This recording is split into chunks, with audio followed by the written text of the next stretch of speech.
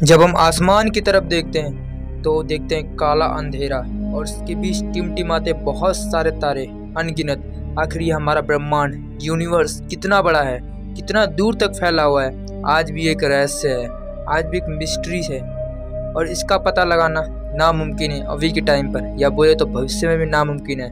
अगर इसमें कितनी बड़ी बड़ी रचनाएं बनी हैं, कितने बड़े बड़े ऑब्जेक्ट्स हैं, कितने बड़े बड़े गैलेक्सीज हैं, जैसे कि हमारी पड़ोसी गैलेक्सी एंड्रोमेडा। आखिर ये कितना बड़ा है, इसको किसने डिस्कवर किया है और ये कितना लाइट ईयर्स में फैला हुआ है और कितनी दूरी है हमसे। बहुत साल पहले एस्ट्रोनॉमर किसी चीज़ की या किसी ऑब्जेक्ट की दूरी निकालनी थी तो उसकी गति का इस्तेमाल करते थे, और बात आती थी किसी दूर बहुत दूर दूर ऑब्जेक्ट की, यानी जैसे कि स्टार्स की दूरी निकालनी होती थी तो नाकामयाब हो जाते थे, यानी उनके लिए बहुत बहुत मुश्किल था, या बोले तो नामुमकिन था, क्योंकि उस टाइम कोई टेलीस्कोप या कोई एडवांस इक्विपमेंट का आविष्कार ही नहीं हुआ था। यानी कि ऐसा अगर बात आती है एंड्रोमेडा की, आखिरकार एंड्रोमेडा को डिस्कवर किसने करा है ये कहना तो काफ़ी ज़्यादा मुश्किल है।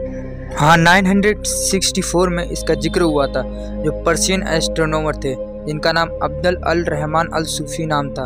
इन्होंने पहले जिक्र किया था इस एंड्रोमेडा गैलेक्सी का, जिन्होंने बताया ये धुंध का बादल था, यानी इसकी दूरी का कैलकुलेट करना उनके लिए बहुत बहुत मुश्किल था, यानी बोले तो इसकी दूरी का पता ही नहीं लगा पा रहे थे। अब समय बीतता गया, नए नए एस्ट्रोनॉमर आते गए और अपना अपना विचार रखते गए, बट कोई भी सही नहीं था, गलती इनकी भी नहीं थी। उस टाइम कोई टेलीस्कोप का आविष्कार भी नहीं हुआ था। इस समय आता है 1923 अमेरिकन एस्ट्रोनॉमर एडविन हबल, जिन्होंने पता लगाया इसकी दूरी का, यानी यह हमसे काफ़ी ज़्यादा दूर है, या बोले तो हमारी मिल्की वे से ही बाहर है, या हमारी मिल्की वे का हिस्सा ही नहीं है। फिर उन्होंने इसका साइज़ नापा, फिर इन्होंने इसकी दूरी नापी, तो उसकी दूरी इन्होंने बिल्कुल सही नापा, कुछ हद तक तो इन्होंने सही नापा। इन्होंने बताया कि इसकी हमसे करीब 2 मिलियन लाइट ईयर्स की दूरी पर है। तो लोगों ने विश्वास ही नहीं करा। लोग तो ये मानते थे पहले कि हमारी मिल्की वे पूरा ब्रह्मांड है, मतलब एक ही ब्रह्मांड है, एक ही यूनिवर्स है, वो भी हमारा मिल्की वे है। बट उस टाइम लोगों को ये नहीं पता था कि मिल्की वे के बाहर भी कोई अलग गैलेक्सी है, यानी बहुत सारी गैलेक्सी, अरबों की संख्या में। अब तो आपको पता चल ही गया होगा एंड्रोमेडा गैलेक्सी का खोज कैसे हुआ था। तो गाइस, हम जा रहे हैं एंड्रोमेडा को कैप्चर करने, तो एक लंबी यात्रा पर अपने स्पेसशिप से, तो कृपया करके हाथ पैर बाहर ना लगाने और आराम से बैठ जाएं। हम चल रहे हैं गाइस इस अपने मिल्की वे गैलेक्सी से बाहर, यानी एंड्रोमेडा की तरफ। तो लेट्स गो। तो गाइस, हम छत पर आ चुके हैं अपने टेलीस्कोप के साथ, बट उससे पहले बता दूं गाइस, ये है लाइट पॉल्यूशन, जो गाइस हमारे सर के ऊपर छाया हुआ है, जो बिल्कुल चमक रहा है, आसमान बिल्कुल मतलब ग्लो कर रहा है, इसे लाइट पोल्यूशन बोलते हैं। और लाइट पोल्यूशन ऐसे होता क्या है मैं अभी आपको बताता हूँ। जैसे कि लाइट पोल्यूशन, शहरों में से लाइट जलते हैं, जैसे कि आप ये वाला फोटो देखिए, इसमें 1 से लेकर 9 तक इसमें बॉर्डर लाइट स्काई दे रखा है। इसमें मैं जिस एरिया में रहता हूँ वो 8 to 9 के बीच में है, यानी हालत तो उससे ज़्यादा बदतर है। ज़रा आप इस फोटो को देखिए, यहाँ जहाँ शहर है वहाँ काफ़ी ज़्यादा ग्लो है, यानी आसमान स्काई काफ़ी ज़्यादा ग्लो कर रहा है, और जहाँ लेवल 7 है, लेवल 1 है मान के चलिए, वहाँ देखिएगा इस बिल्कुल स्काई क्लियर है। और ये मेरे यहाँ देखिएगा इस आसमान में एक भी स्टार नहीं दिख रहे, और ऊपर से क्लाउड भी अलग ही परेशान करके रखे हुए हैं, यानी बादलों ने अलग ही नाक में दम करके रखा हुआ है।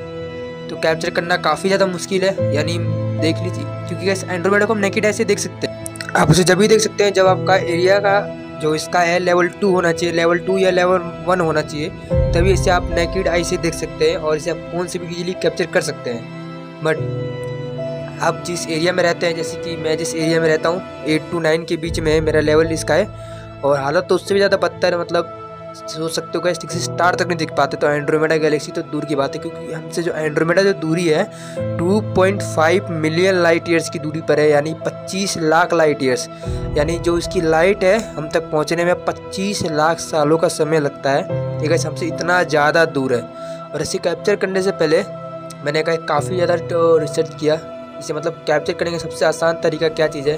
मैं पहले बताऊँगा एंड्रोमेडा कैसे कैप्चर करते हैं। तो एंड्रोमेडा जस्ट मेरे ऊपर है इस साइड, और मून इस साइड राइज हो रखा है, और कैसे ये मेरा ट्राइपॉड, यानी पहले से फ़ोन को मैं फ्रेम लूँगा, लॉन्ग एक्सपोजर लूँगा, इसका पहले करेक्ट मैं इसका लोकेशन पता करूँगा कि मैंने स्टेलरियम पे चेक तो किया, बट यहाँ कोई स्टार मतलब 1 या 2 ही दिख रहा है। तो मतलब इसका तरीका है, अगर आप लाइट पोल्यूशन एरिया वाले में नहीं रहते हो तो आप इसे इजीली कैप्चर कर लोगे, क्योंकि जिस जगह पे रहता हूँ मैं दिल्ली में रहता हूँ, और यहाँ पे जो लाइट पोल्यूशन है गाइस काफ़ी ज़्यादा, यानी 7 to 8 के बीच में, तो मुश्किल ही है कैप्चर करना एंड्रोमेडा को। तो जस्ट इस साइड है, मैं आपको दिखाता हूँ। कोई स्टार दिख रहा होगा आपको यहाँ पर, एक शायद दिख रहा होगा, मैं इस पर छोटा सा स्टार दिख रहा होगा इस साइड की तरफ, इसी साइड की तरफ आपको एंड्रोमेडा देखने को मिलेगा। इसमें मोबाइल एप्लीकेशन पे आ गया हूँ।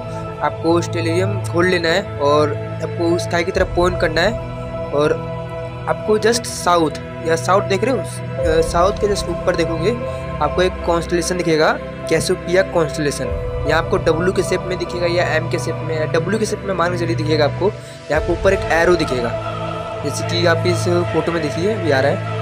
तो जैसे कि देख रहे हो कैसे ये एरो से बना हुआ है, और एरो जस्ट पॉइंट उसको M31 की तरफ पॉइंट कर रहा है, और ये इसका नाम है कैसियोपिया, और डब्ल्यू के शेप में बना हुआ है गाइस। ये आपको इजीली आपको कैसियोपिया कॉन्स्टलेशन आप ढूंढ लोगे। एंड्रोमेडा फाइंड करना भी ज़्यादा मुश्किल नहीं रहेगा, नहीं थोड़ा मुश्किल आएगा थोड़ा बहुत बीच में, अगर आप लाइट पोल्यूशन एरिया में रहते हो, टेलीस्कोप से कैप्चर करना हो तो वैसे ये जरा ऐप है, इस हिसाब से आप फाइंड कर सकते हो। स्टेलेरियम नाम है इसका। तो वैसे हम नई ट्राई करते हैं। तो देख सकते हैं क्लाउड है, और थोड़े बड़े क्लाउड है, क्लाउड काफ़ी ज़्यादा आ जाते हैं लास्ट में, बट अभी इसी का भी काम चलाएंगे इतने में ही। और गैस मौसम भी काफ़ी ज़्यादा ख़राब चल रहा है 1-1.5 महीने से, या बोले तो 2 महीने से काफ़ी ज़्यादा परेशान हो रखा हूँ मैं। और ये आपको जस्ट आपको बगल में दिख रहा है, ये गैस जुपिटर है मेरे सर के ऊपर, और हमें तो एंड्रोमेडा कैप्चर करना है, बट टेलीस्कोप को मैंने उससे पॉइंट नहीं किया है, अभी पॉइंट करने जा रहा हूँ। और मैं सोच रहा हूँ जल्दी इसी वीडियो में जल्दी कैप्चर कर लूँ, क्योंकि इसको टाइम नहीं मिलेगा। और मेन चीज़ है मैं 4-5 दिन बीमार भी रह गया, और इसी वजह से टाइम लग गया कैप्चरिंग में, और मुझे पता 2 महीने से ज़्यादा हो गया, वीडियो अभी तक नहीं आया। तो चलो इसे कैप्चर करते हैं एंड्रोमेडा को, let's go.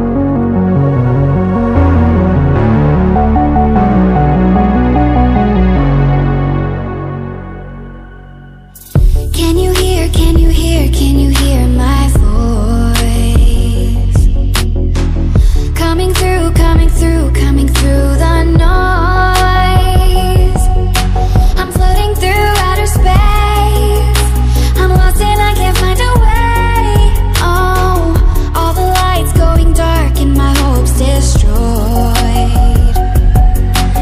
Help me, is anybody there?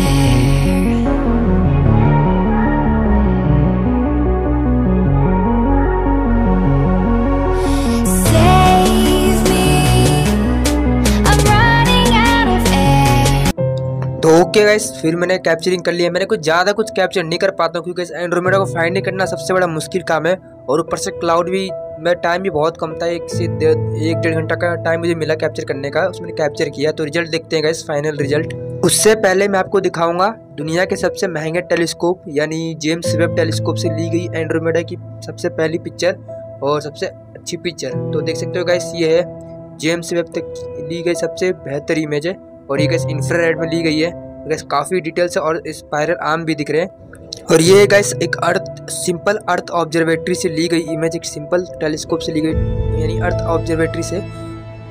तो गैस देख सकते हो ये इमेज प्रोसेस के बाद कैसे दिखता है। और ये गैस ये मेरे टेलीस्कोप से ली गई इमेज, तो ज़रा देख सकते हो गैस फोटो खींची गई है, और मैंने गैस कई तरह से लिए काफ़ी मतलब।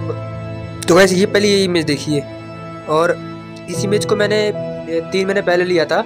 उस टाइम मैं मतलब उस हम चेक करता था टेलीस्कोप को, ऐसे भी नहीं ले लिया था इमेज को, और मुझे पता नहीं था ये एंड्रोमेडा था। और जरा इस इमेज को देखिए, मेरी सबसे फेवरेट इमेज है ये वाली, जो अपने टेलीस्कोप से लिया था मैंने, और ये मैंने करीब 10 mm IP से लिया है। और ज़रा ये देखिए अब तक की सबसे फेवरेट ली गई इमेज, सबसे बेहतर इमेज मुझे लगा। इसमें हल्का फुल्के स्पाइरल आर्म भी दिख रहे हैं, और ये है प्रोसेस वाली इमेज। ज़रा इस इमेज को देखिए, इमेज थोड़ा फटा आ रहा है, क्योंकि मैंने ठीक से प्रोसेस नहीं करा, मैंने जल्दबाजी में कर दिया है।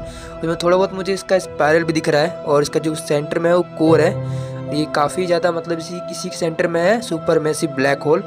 और ये गैस इमेज देखो, मैंने इसको प्रोसेस करा है, तो ऐसा कुछ है। तो गैस ये छोटा सा इमेज है, और मैंने ज़्यादा कुछ किया नहीं है खास। अब मैं बड़े टेलीस्कोप लूँगा तो उससे सबसे बेहतर इमेज बनाऊँगा।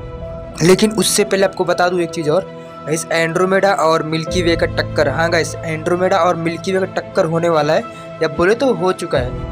आप सोच रहे हो कि क्या मैं सुबह भांग पी के बैठ गया हूँ और ये ऐसे बैकी बातें कर रहा हूँ, बट गाइस ऐसी बात नहीं। चाहे आप गूगल से गूगल कर लीजिए या आप यूट्यूब पर सर्च मार लीजिए, यूट्यूब पर भी आपको यही मिलेगा कि एंड्रोमेडा और मिल्की वे का टक्कर हो चुका है। और इसका भी हालो ही टकराया है। हालो एक तरह का मिल्की वे का आउटर साइड होता है जिसमें नेबुलास और डस्ट स्टार्स, छोटे छोटे स्टार्स होते हैं, वही हालो कहलाते हैं। और कई लाइटर्स में फैले होते हैं ये, और इसके अभी हालो ही टकराए हैं। अब इसे पूरी तरह से मर्ज होने में 5 बिलियन ईयर्स का समय लगेगा, या बोले तो 4.5 बिलियन ईयर्स का समय लगेगा।